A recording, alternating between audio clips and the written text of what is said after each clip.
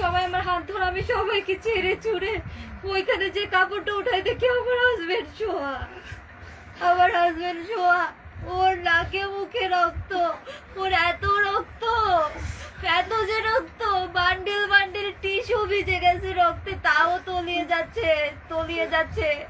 Post-mortem করতে নিয়ে যাবে তার আগের পজিশনে আমি আমার হাজবেন্ডকে জড়িয়ে ধরছিলাম লাস্টবারের মতো, দেখলাম আরে রক্ত, আমার দুই হাতে কত যে রক্ত ছিল, কত রক্ত, কত রক্ত।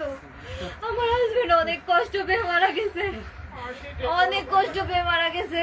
আমি জীবনে ভুলতে পারবো না, আমার সারা জীবনের আক্ষেপ থাকবে। আমি আমার শাশুড়ির হাতে পায়েও ধরে বলেছিলাম যে আমার একটু সংসারটা করতে দেন, আমার শাশুড়ি আমাকে সংসার করতে দেয়নি।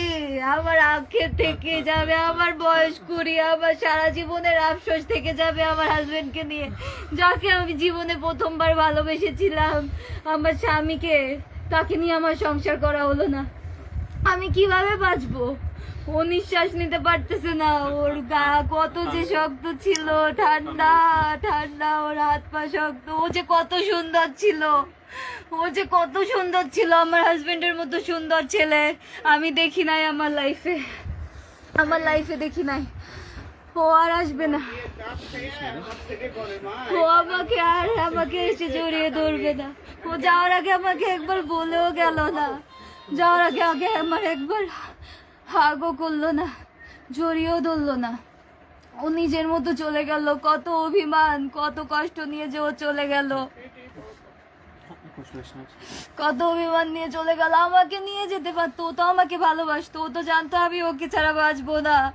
ও তো আগে আমাকে শুট করতে পারতো, তারপর তো নিজেকে শুট করতো, দুজনে একসাথে চলে যেতাম, তাহলে তো এত কষ্ট সহ্য করতে হতো না। আজকে আমাকে এই যে প্রেস মিডিয়া, এই যে লাইভে আসতে হচ্ছে আমার স্বামীর মৃত্যু নিয়ে, আমার স্বামীর মৃত্যু নিয়ে আমাকে কথা বলতে হচ্ছে। আমার স্বামী আমাকে কি করে দিয়ে চলে গেল।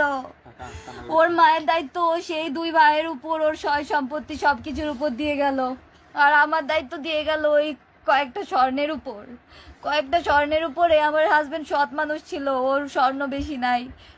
আমাদের বাসা তো সিলগালা করা আছে, টিম ঢুকুক বাসায়, টিম ঢুকে যত স্বর্ণ আছে বের করে আনুক, দেখুক তারা কয়টা স্বর্ণ আছে। ওইটুকু স্বর্ণের উপর আমার জীবনের দায়িত্ব দিয়ে গেল, যে কিনা আমার সারা জীবনের দায়িত্ব নিয়েছিল, আমাকে একটু থাকতে দিল না আমার শাশুড়ি। এখানে হাজার হাজার মেয়ে আপনার জন্য কাছে, আপনার মতো যারা ফেস করে, এখানে আমার শাশুড়ি আমাকে একটু সংসার করতে দিল না। আমার স্বামী